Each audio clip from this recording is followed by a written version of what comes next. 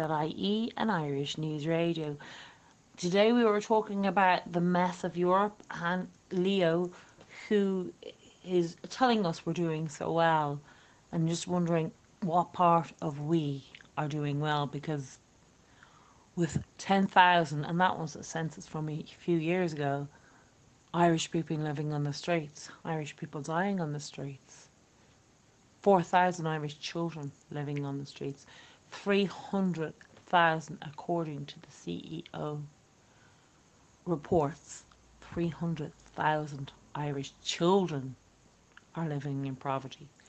760,000 Irish people are living in poverty. That is not better off than we were 10 years ago. So the we he must be talking about is the non-Irish, and maybe they're doing better in Ireland. Certainly the native Irish are in a very bad place. Leo thinks we're doing so much better than 10 years ago, and I wonder what he means. Certainly not the Indigenous Irish population. While the government continues to infiltrate and the demand for the population replacement, the growth of the mass migration into Ireland of the non-Irish, the government take priorities of allowing terrorist Islamics to come back or to come to Ireland to take residence in our country, increasing aid of 150 million of our tax money to go overseas, using our tax money to fund abortions in the third world, while 760,000 Irish people living in poverty, 300,000 of Irish children living in poverty. Leo goes on and says we are much better off. I'm just wondering how he gets those figures that we are much better off. In what way are we much better off? Workers haven't received an increase in pay in 10 years. It's impossible for people to afford rent or mortgages. There's the amount of evictions. Never heard of people being evicted 10 years ago out of their homes and thrown on the streets. It's impossible for them to get access to any decent health care. The mass amount of people on waiting trolleys. The cervic cancer. Never heard of all this 10 years ago. Amount of deaths and people dying on Irish streets. Never heard of that 10 years ago. Week after week, homeless people are dying in this country. I don't ever remember going through Dublin and seeing the amount of homeless, and not just in the city centre, in little villages around Dublin, where there's people, and mainly Indigenous Irish, begging. I never used to see mothers with young babies begging on the streets that were from normal Irish background. Now, there wasn't the odd Irish travellers, but generally they had a place to go home to. These people don't, and they're out with young babies. There's young girls, teenage girls, who are out on the street.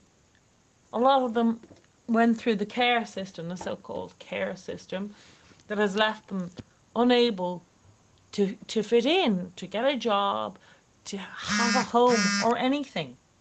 They were left, and they're left to die now because they're not brown or Muslim. Well, the refugees, so-called refugees, economic migrants, drive wages down and the rents up in this country.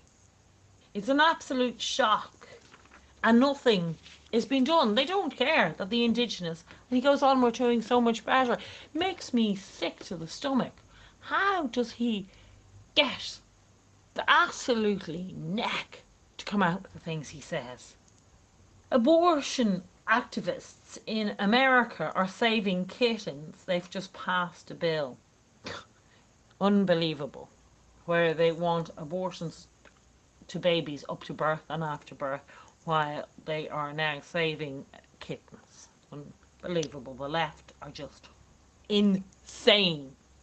4 days from when the British were supposed to get their freedom, Brexiteers ministers are demanding Miss May steps down and orders Brexit to support her, because she orders Brexit to support her or risks Britain leaving without a soft deal, a soft Brexit. So they'll either won't leave or they'll get a soft Brexit if they do not back her deal. Which her deal, there's no point them signing her deal because her deal is probably worse than being in the EU. It's like complete control. She's signing over the complete control of Britain to the EU. So they want to revoke the Article 50. Remainers say that Brexiteers didn't know what they voted for. Now, come on, they said the same thing about the Irish with Lisbon and Nice. We didn't know what we voted for, even though, each time they kept telling us we didn't know what we voted for. And that's not going to wash with the British. The Irish will probably take that and kind of go, okay, well, maybe even though we did know what we were voting for. But the British will find that highly offensive. And that just doesn't wash. That same line doesn't wash with them. And it's shocking that they should say that. Leading economist in the UK says a no deal will be a blessed release. Gemma O'Doherty is going ahead. She will release the time and the place at 5 o'clock. It's on 8 o'clock, but she won't release the time. So go on your Facebook if you're in Cork, and her Twitter account, she will release where she is. I wish her very much good luck. I'd love to be there. Unfortunately, I can't. If she's having one in Dublin, I will definitely go. I really do wish her good luck.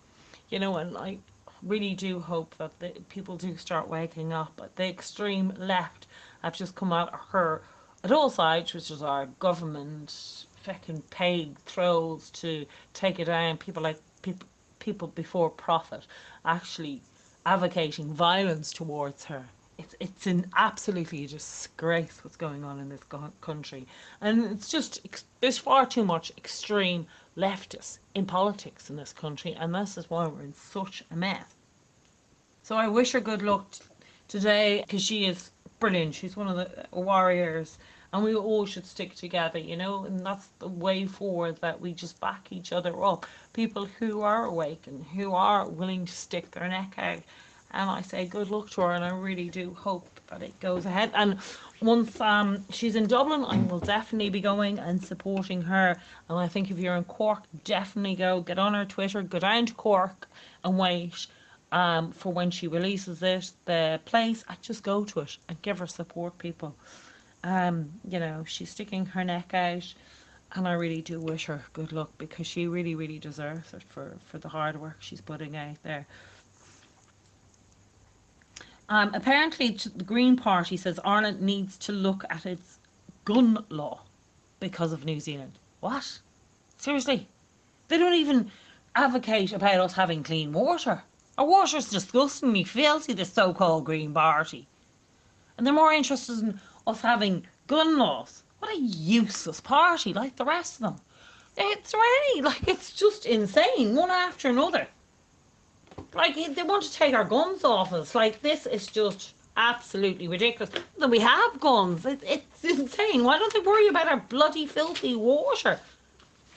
Europe is in such a bad way. Really, really, we're in such a scary time. And that's why I'm saying, if you're in Cork, make the event with Gemma O'Doherty. Go there and give her support, because we need for all of Europe. Because this is the end of Europe. The UN Pact is a very scary pact, and the Lisbon Treaty is coming into full force next year, which is United States of Europe. We lose all our countries, all our nationalities.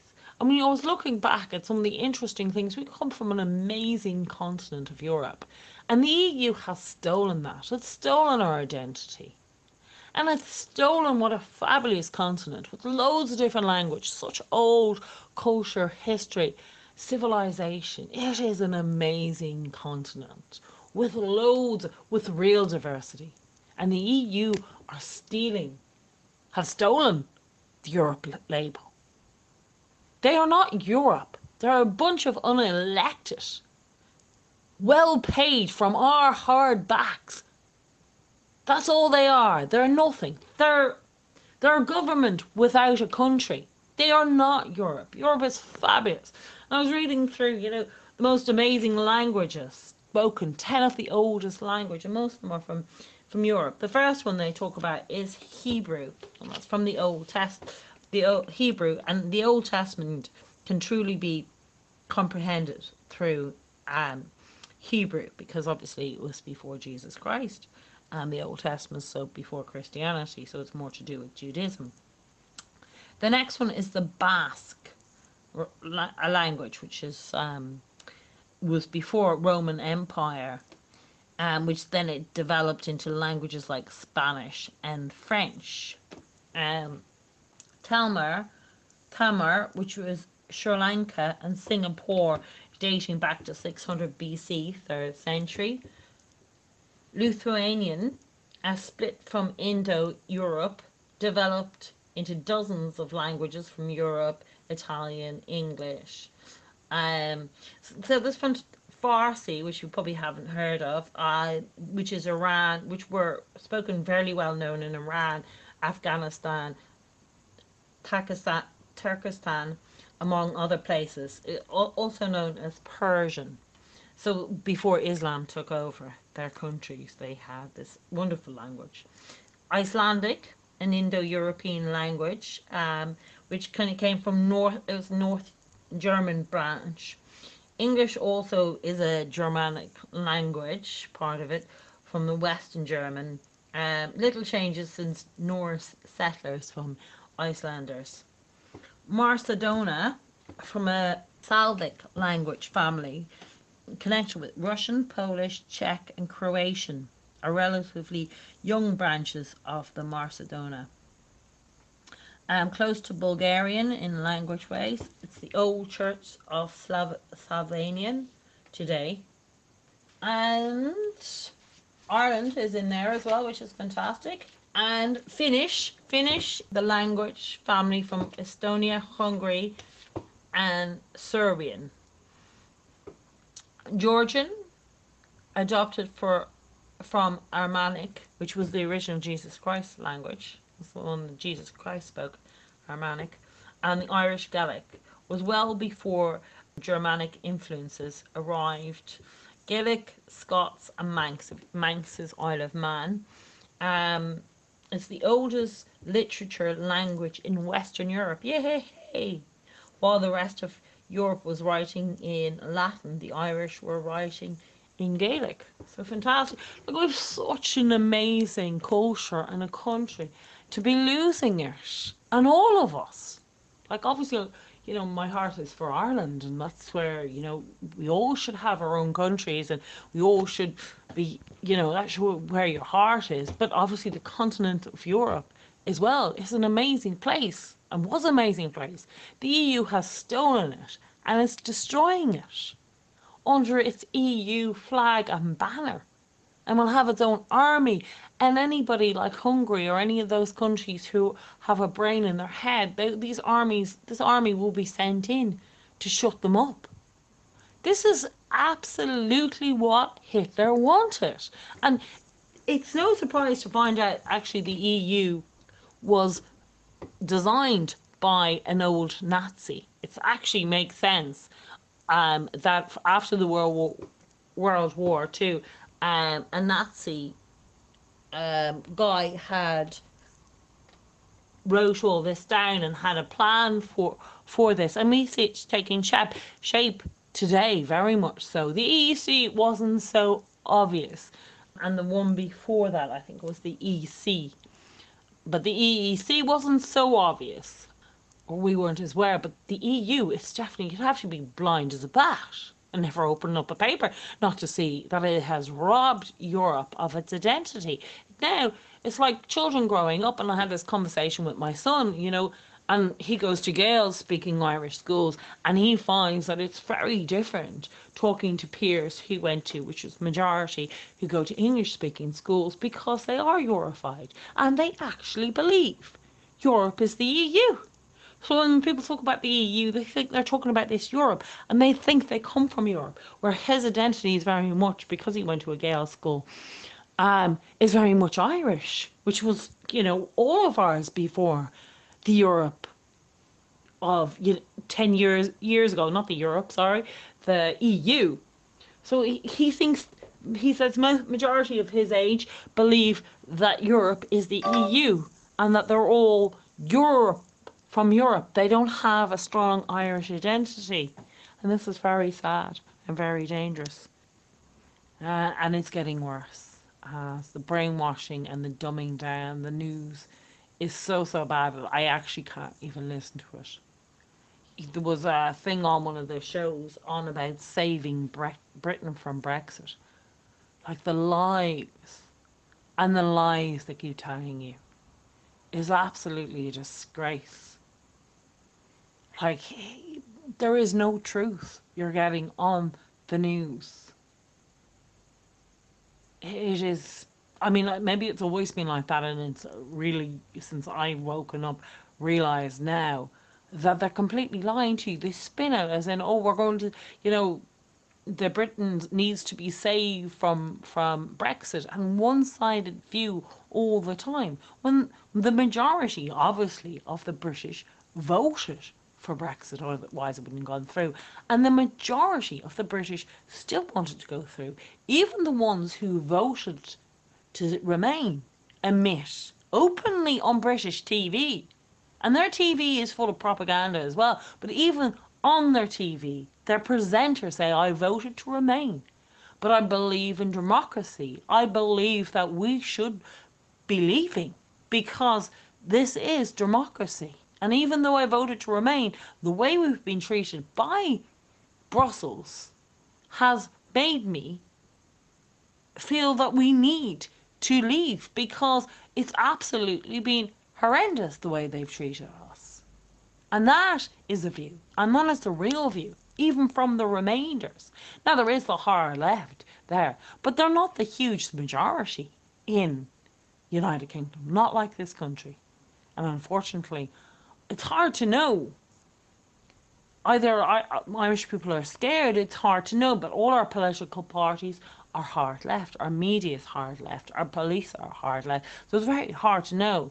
Where in England you do see, United Kingdom, you do see the other voice, and you do see, they still complain about, that the police are on one side, but at least, like, even presenters have come on and said, well-known presenters, I voted to stay, but I believe in democracy. I don't believe in the way. And even though I voted to stay, the way that we have been treated is absolutely shocking. And you can hear well-known presenters come on to BBC and say that all the time, which is not like what the Irish are telling you, the Irish media is telling you. Oh no, they made a mistake. There was just a few people who didn't really understand what they were doing. And they've got so much light on it 3 years later. They're so much enlightened about it. No, they know what they're voting for. They want out of the EU. And one of the main reasons was because of migration. And then Theresa May stabs them in the back and votes for the UN Pact, which will destroy their country and ours and every other country. So it really doesn't make any difference. But this was their hope. They believed that they had democracy. And it is very sad, because they should be leaving in 4 days. Instead, it's going to... They're in for another battle. It really doesn't make any difference when the UN Pact is signed. I don't know how much difference it is, because they will be flooded. It's an absolutely disgrace. Again, thank you for listening on The Bon Ree Show on ITV.ie and Irish News Radio. We'll be talking to the wonderful Eileen in a short bit.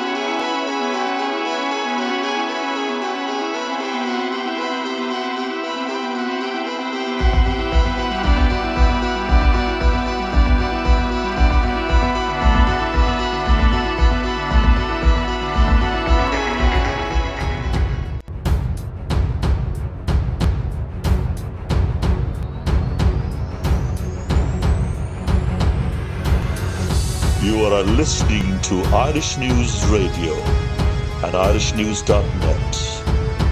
Email news@irishnews.net.